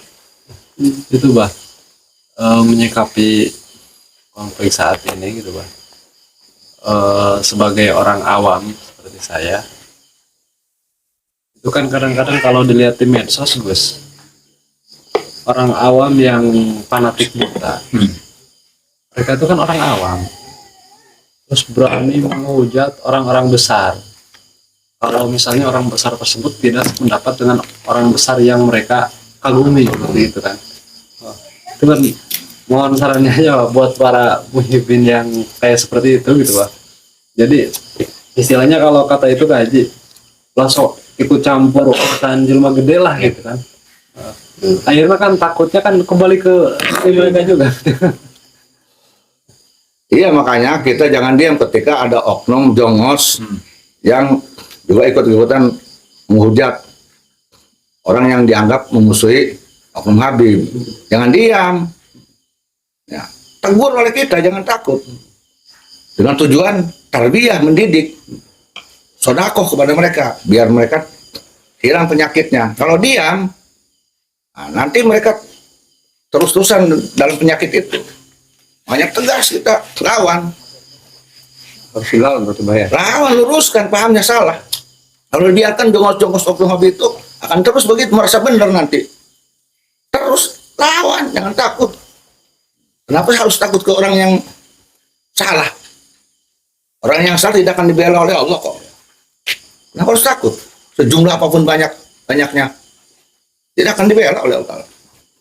Sebaliknya sekalipun kita sendiri asal benar, maka akan dibela oleh Allah Ta'ala. Kenapa harus takut-takut? Pakailah tauhid dalam hal itu, pertimbangan tauhid. Tauhid. Tauhid. Tidak ada kekalahan bagi orang yang sedang menegakkan benar. Tidak ada kekalahan di mata Allah Ta'ala ketika akan menghilangi kebatilan. Di sisi Allah nih nggak ada. Hanya ada jongos-jongos itu, kemudian sosokan jadi pahlawan membela oknum Habibnya, terlihat oleh kita nyata, terbukti dia berbuat salah hanya karena membela tuannya yang belum tentu bisa memberikan syafaat di dunia di akhirat. Lawan, jangan diem, dengan niat tarbiyah, ngedidik, sedekah kepadanya supaya dia insaf. Adapun hasilnya insaf atau tidak kita serahkan juga pada Allah Ta'ala itu mah. Yang penting kita sudah ada upaya berjuang, tidak diam kita. Kan kata mereka juga, kalau kau melihat kemungkaran, cegah oleh tanganmu, oleh lisanmu, dan oleh hati sebaik-baiknya. Selemah-lemahnya iman. Mereka yang sering ngomong gembar-gembor, maka kita pun laksanakan itu. Itu kemungkaran. Udah, kita cegah dengan lisan kita kayak. Makanya Abah itu sekarang ini tegas. Kenapa? Itu hadis Nabi kan ada, dan itu sering dijual oleh mereka. Abah laksanakan sekarang. Kenapa mereka marah? Katanya amar ma'ruf nahi mungkar. Ketika kita lihat itu ada kemungkaran, cegah oleh kita. Kan ada kemungkaran itu. Mereka yang ngajari kita kok amar ma'ruf nahi mungkar, amar ma'ruf nahi mungkar. Emangnya itu nahi mungkar itu ke orang lain aja kita cegah. Siapapun dia yang mengatakan amar ma'ruf nahi mungkar, kalau dia mungkar kita cegah kita. Ditakdir curang dia mah. Terus itu bah, satu lagi tuh ya, pengikutnya lah, pengikut oknum para habaib, Jongos, ya atau bisa dikatakan jongos atau para muhibin dah. jongos. Itu gembor-gembor jihad itu maksudnya mana jihad itu apa sih bah tuh?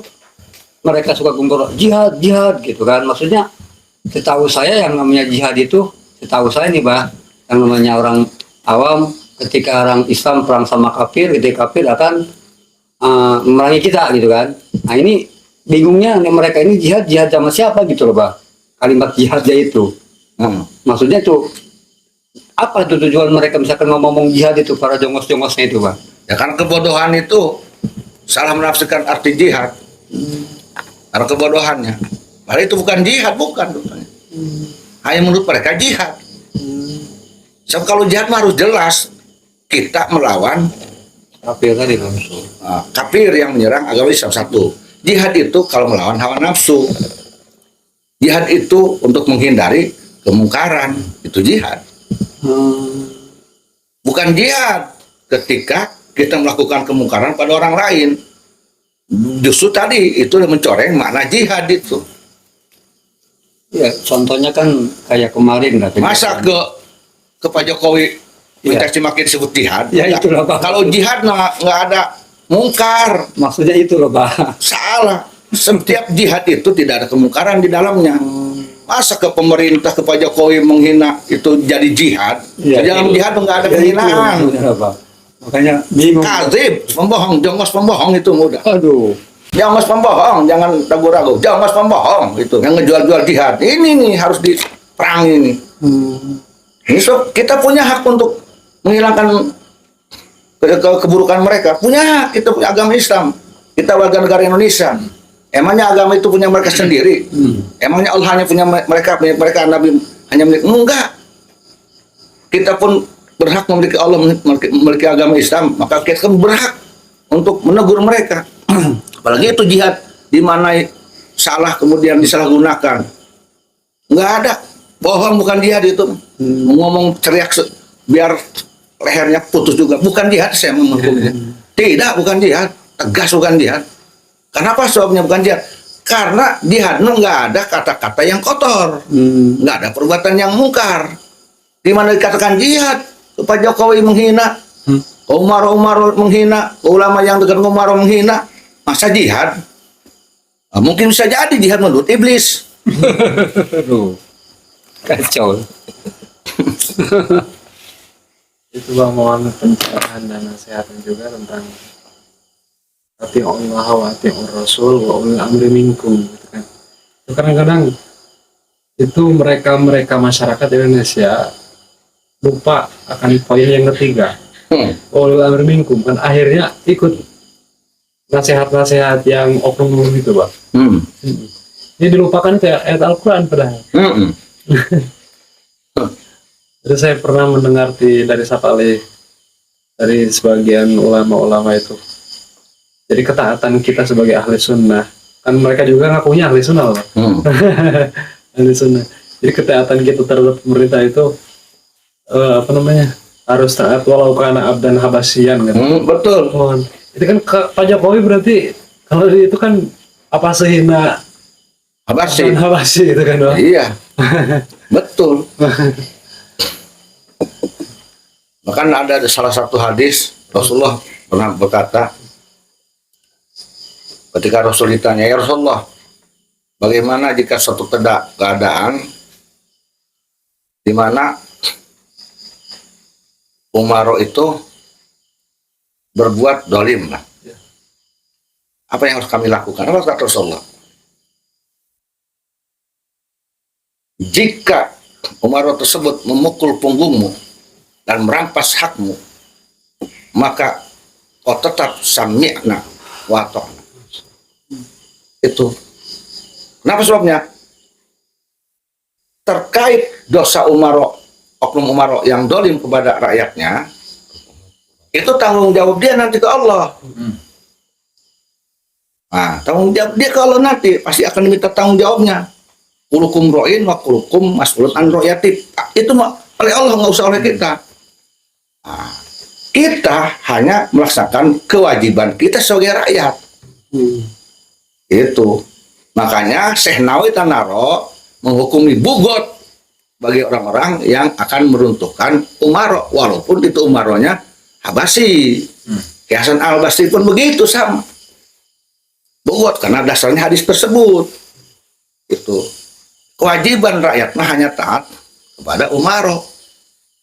Tuh. Ketika berdasarkan hadis itu, ketika Umar berbuat zalim pada rakyatnya, maka nanti yang Umar tersebut bertanggung jawab pada Allah. Kita nih yang didolimi itu kewajibannya hanya taat saja. Kalau mau berdasarkan hadis, tuh. Itu. Ditambah lagi tuh, Pak, ada ungkapan dari ulama juga itu bahwasanya pemimpin itu cerminan Betul. dari rakyat, Pak. Betul. Jadi gini, dulu lupa nih ada satu raja di zaman apa ya? Bani apa ya, lupa lah. Dia sudah membunuh berapa ribu orang lah. Hampir 1.000 orang umat Islam. Kemudian ini masyarakat mau mengkudeta, mau menggulingkan. Mereka minta pendapat kepada Syekh Hasan Basri. Bagaimana kata Syekh Hasan Basri? Andai kata pun, kalau tidak salah ya, walau misal, andai kata pun engkau menggulingkan orang tersebut, maka akan tumbuh lagi sultan yang zalim. Ya Tuhan, kenapa sebabnya? Karena sesungguhnya Umar zalim itu diutus oleh Allah Ta'ala untuk menyiksamu akibat engkau durhaka pada Allah SWT. Ya gitu. Jadi intinya kalau kita ingin ada Umar dolim tidak jadi dolim, karena itu cermin akibat perbuatan sebagian besar rakyatnya yang durhaka pada Allah, maka hilangkan Umar yang dolim tersebut dengan ketakwaan kita. Takwa aja kita kepada Allah Ta'ala. Maka Allah akan menghilangkan Umar yang dolim. Tapi sekalipun itu Umar dolim digulingkan oleh kita, tapi kita tetap dalam kedoliman, masyarakat tetap dolim, Allah akan utus lagi yang dolim lagi. Karena pada hakikatnya Umar dolim itu untuk menyiksa rakyat yang durhaka kepada Allah Subhanahu Wa Taala, yang melanggar hukum Allah Taala. Adalah sebuah siksaan dari Allah, teguran dari Allah, ajab dari Allah kepada masyarakat yang dolim, masyarakat yang durhaka kepada Allah. siksaan di dunia melalui umaro itu. Oh, Hajjaj bin Yusuf kalau nggak salah. Itu. Hajjaj bin Yusuf. Berarti ada kaitan sama hadis itu Pak ya? Saya di zaman Fir'auna minal ulama. Berarti fayabtal yahum itu Betul. masuk adanya Pak berarti. Betul. Nah, oleh karena itulah maka ulama-ulama yang ngerti tentang ilmu tersebut, nah, ulama itu mencoba mengupayakan dekat kepada umaro untuk apa? Untuk mendampingi umaro agar tidak dolim. Nah, kemudian dia pun dekat pada rakyat Iya. untuk menjelaskan kepada rakyat agar memahami hukum yang sebenarnya. Jadi sinkron nanti umaronya dinasihati supaya lurus, rakyatnya pun diberi penjelasan supaya tidak bugot. Nah, itulah ulama yang mempersatukan antara umaro dengan rakyat. Tidak boleh kita sudon kepada ulama yang dekat dengan umaro. Bahkan dalam satu kisah, Syekh Sufyan As-Tsauri, seorang ahli tasawuf, nah, ketika beliau berkata kepada sahabatnya, dikaitannya oleh sahabat, ya Sufyan, apa yang akan kau lakukan terhadap umaro yang zalim? Bagaimana kata Syekh Sufyan As-Tsauri? Andai kata aku mempunyai doa ijabah, niscaya doaku untuk umaro. Artinya doa itu akan melakukan umaro supaya soleh. Ditanya oleh orang tersebut, kenapa ya Sufyan? Karena jika aku mendoakan diriku yang agar soleh, maka kesolehan itu hanya untukku. Tuh, karena umaro bagaikan mata air yang bila mana di mata airnya bersih akan bersih ke sini. Nah, tetapi jika doaku yang mustajab itu ku doakan, ku berikan kepada umaro agar soleh, maka umaro itu kesolehannya akan terasa pada seluruh rakyatnya. Tuh. Artinya dewe. Iya. Orang yang betul begitu. Kalau kita punya doa ijabah hanya mendoakan kita agar takwa. Ketakwaan itu hanya akan kita rasakan sendiri, hanya sedikit aja. Terbatas pada dirinya. Manfaat yang lain hanya terbatas. Tapi kalau doa yang ijabah mendoakan umaro jadi soleh, umar soleh itu akan terasa kesolehannya oleh seluruh masyarakatnya. Itu Syekh Sufyan As-Tsauri. Bukan malah umaro harus dicaci maki dijauhi. Kalau dicaci dijauhi siapa yang nasihati? Abah pernah bertanya ke Abuya, punya seorang guru, ahli tarekat, mursyid tarekat. Beliau pernah berkata begini, Yusuf, kita ini harus menjadi orang yang mendoakan umaro dan mendampingi umaro untuk menasihatinya supaya tidak zalim.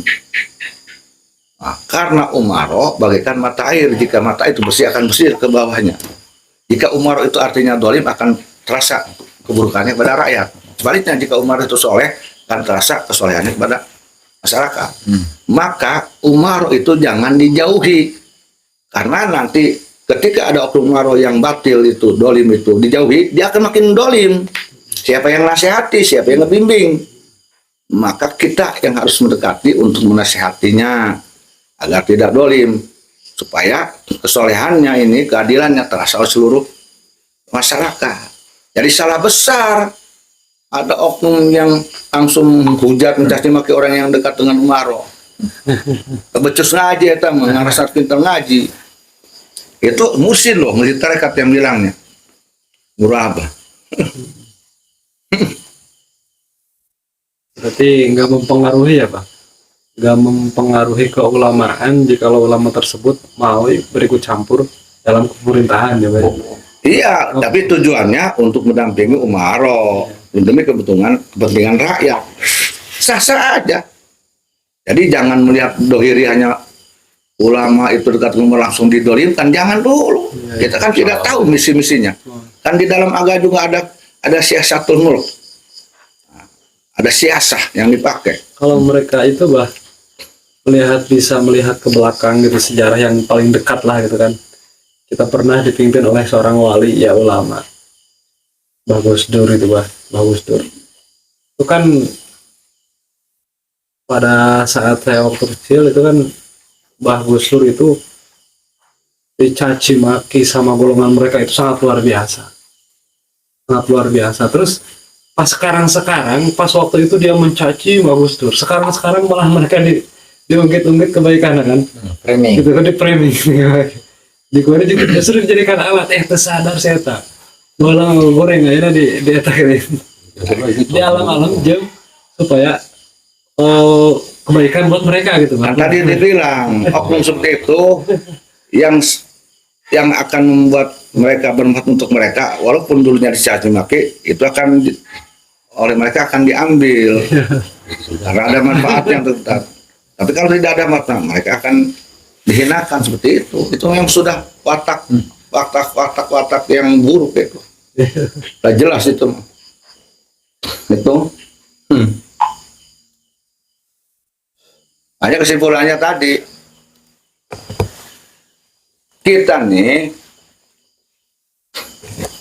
yang harus dilihat pada seseorang itu diikuti atau tidaknya, jangan pada nasabnya, tapi pada akhlaknya dulu. Ada bagus tidak, buruk tidak. Kalau bagus ikuti. Nah, walaupun nasabnya tidak nasab ke Rasulullah. Apalagi kalau itu nasabnya ke Rasulullah terus sambung akhlaknya bagus, itu lebih utama. Itu. Jadi barometer kita adalah akhlak, bukan nasab. Bukan nasab. Jangan kita tunduk pada seseorang karena nasabnya walaupun tingkahnya buruk. Siapa yang suruh itu? Nggak bisa. Mindset yang ada di pikiran mereka, kalau melihat di realita di masyarakat gitu, para muhibinnya itu kan memuliakan para habaib itu untuk supaya dapat kasih sayang Rasulullah. Terus kalau menurut saya itu kan bukan untuk mendapatkan kasih sayang Rasulullah. Kalau misalnya umat duriahnya Rasulullah, kalau nyata nih emang itu duriah Rasulullah, justru nggak kejebruskan nggak. Saya mau nanya, ada nggak hadisnya Rasulullah berkata, habaib itu duriahku, ada nggak? Ada nggak? Langsung nggak bahasanya habaib itu duriahku, nggak ada. Nggak ada. Dan ulama-ulama sepakat sedunia, duriah Nabi mah Sayyid Syarif walaupun pakai gelar. Itu Nabi nggak tahu itu. Itu kata mereka. Jadi tidak ada konsensus ulama, ijma ulama. Setiap Habib pasti duriah Rasulullah. Nggak ada konsensus ulama, nggak ada. Kata mereka itu.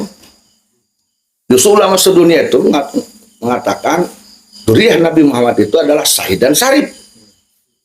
Yang tersambung jelas nasab pada Rasulullah Muhammad SAW. Ini saudara kita banyak yang tidak tahu, disangkanya Habib pasti duriah. Nah ini satu kebodohan. Padahal Rasul nggak pernah mengatakan hadisnya Habib adalah duriahku, nggak ada kok. Dan ulama pun tidak pernah ada konsensus bahwa Habib pasti duriah, nggak ada.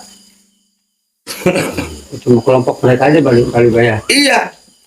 Nah, justru dalam satu sejarah ketika di Hijaz itu dipimpin oleh Syarif Al-Nur Rafiq, seorang penguasa Hijaz Arab yang mengangkat Syekh Ahmad Khatib Sambas dari Imam Masjidil Haram.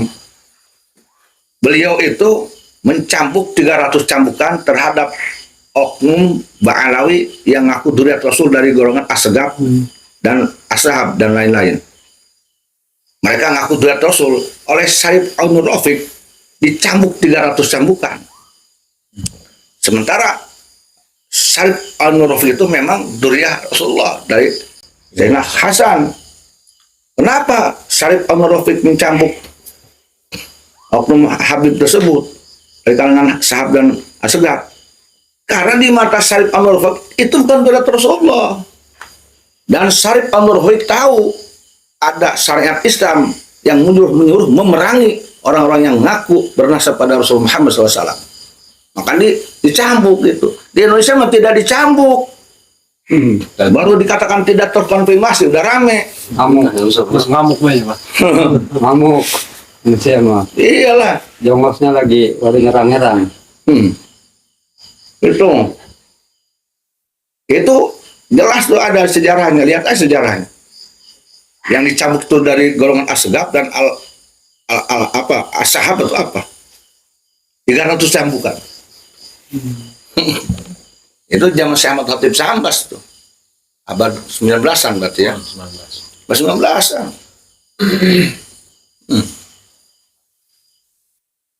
Itu sudah satu bukti.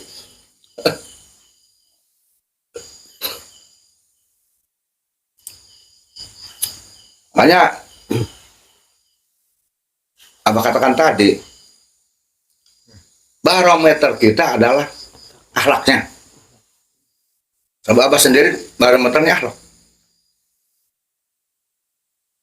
Mau Habib mau bukan, mau Duri Rasul itu bukan akhlak. Kalau akhlaknya baik, maka jangan segan-segan kita muliakan dan ikuti. Sebaliknya, kalau buruk akhlaknya, doyan yang mencaci maki, menghujat orang, arogan, kayak barbar. Walaupun dia mengaku Duri Rasul sekalipun, jauhi, jangan ikuti. Walaupun pakai jubah juga bahaya. Walaupun pakai jubah kayak apa, jangan silau dengan pakaian mereka. Berarti intinya akhlaknya baik. Akhlak. Dan jangan takut menghadapi mereka. Jangan takut menghadapi mereka. Jangan takut. Kenapa harus takut? Menghadapi orang yang tidak berakhlak beradab. Jangan takut. Ya. Dan kita harus tegas. Beda imigran dengan pribumi. Pribumi ya pribumi, berarti imigran. Jangan mau kita terjebak dengan narasi opini oknum Habib yang seolah tidak terima dibedakan antara pribumi yang dan imigran. Faktanya imigran kok pribumi. Siapa pribumi? Yang kedatangan imigran itu pribumi, tuan rumah. Imigran ya tamu yang dari luar datang ke Indonesia, yang jadi tuan rumah siapa ya? Itu orang Indonesia Nusantara. Itulah pribumi. Ingin perahu untungnya. Ingin perahu. Ini nggak terima, pengen enaknya sendiri. Ingin perahu. Yang diaku pribumi, giliran dia pengen diaku pribumi tapi nggak hinakan pribumi melulu. Ayo baik. Yang dicium ke kakinya. Aduh. Tegas, jangan takut pada mereka. Jangan pernah takut pada orang yang tidak berakhlak, tidak beradab. Jangan takut, tidak ada kemuliaan bagi mereka.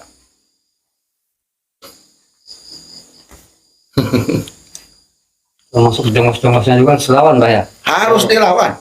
Jangan takut. Makin kita takuti nanti makin sombong dan takabur. Jangan takut, ada Allah Ta'ala. Jangan khawatir. Soalnya tuh jongosnya itu banyak yang ngaji kan itu kan ngomong ya. Berarti kan menurut saya apa? Mereka Ngajinya ngaji tekstual itu, kebanyakan ngajinya tekstual.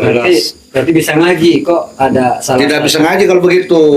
ya ada salah satu ulama di Paneglang lah, atau umumnya Banten ada ulama yang karismatik, yang istiqomah. Kok mereka hujat juga, bingung juga saya tuh Bang. Yang menghujat itu tidak bisa ngaji, hanya bisa baca kitab aja, ngaji Tapi nggak bisa. yang ngomongnya ngaji-ngaji aja tuh Bang. Tidak bisa ngaji. Kalau orang yang bisa ngaji itu akhlaknya baik. Oh, gitu. Hanya baru bisa baca kitab aja. Setiap orang yang bisa baca kitab belum tentu bisa ngaji. Bisa ngaji. Orang yang bisa ngaji itu dia bisa baca kitab, tahu ilmu, kemudian dia berakhlak baik, itu bisa ngaji. Itu mah bisa ngejok.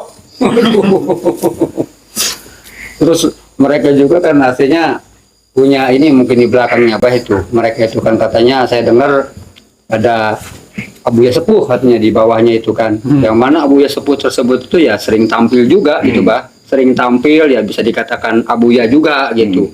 Tapi kenapa gitu ada salah satu kata Abah itu jongosnya gitu kan atau muhibinya mencaci bahkan mengatakan kafaro juga gitu kan kepada ulama yang jelas sekarang apalagi sekarang dipanggil di Timur Tengah itu kan sekarang kan yang namanya dari Abuya Cidahu itu yang jelas-jelas sudah diakui keulamanya, kok kenapa diam gitu, nggak ngelarang gitu loh Pak.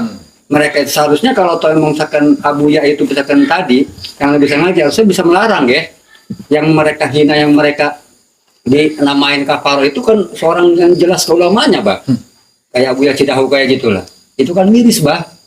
Bagi kita bukan miris itu mereka itu. Lagian siapa yang ngaku dia Abuya, yang ngaku siapa? Kutubi. Itu mah menurut saya mah jongos itu, kan udah mental jongos itu mah. Kuya sama. Waduh, Itu mah udah mental jongos, susah kalau mental jongos mah. bingung saya gitu. Keberpihakan, jongos tuh mah. Gampang untuk menaklukkan jongos seperti itu mah, yang ngaku Abuya dan diabuya kanan. Tawaran be parawan nugelis, lagi dibawa ke main ke hotel, dikawin di hotel tanpa izin kolotna. Selesai tanggal, kakak tunduk kena dia tarud. Waduh, Nah, ya. gampang tuh. Parah Pak, itu kan bagusnya. Terus be, Aduh, gawat. Cuman hebatnya tuh kan Abuya Cidahu itu kan menanggapi dengan nyantai gitu kan. Santai aja biasa, nggak ada sama sekali pergerakan. Padahal kalau mengikuti pasukan bahaya. Atau mungkin kalau jemaah pasukan atau mungkin banyakan Abuya mungkin walaupun tanpa ormas juga ya. kenapa sebabnya bisa begitu Abuya Cidahu? Emang itu memang Abuya bener. Abuya bener seperti Bapak. itu. Asli itu Bapak ya. Nah itu Abuya harus koma itu. Berarti yang palsu dan asli itu bukan Habib juga ya? Iya. Bukan. Ada buaya juga berarti. Oh, iya. Iya. Waduh, dari rame kita gini. Alhamdulillah banyak hikmah nih. Tahu saja. Banyak hikmah nih. Jadi bukan hanya Habib tapi buaya juga banyak dibahas nih. Termasuk jongos-jongos. Soalnya kan kata mereka Abuya sepuh katanya gitu bilangnya. Abuya Sipuh tama. Kutubi. Aduh bingung saya yang Itu mana mah Abuya Sipuh. Aduh. Lain Abuya Sepuh itu mah Akuya Sipuh tama. Aduh.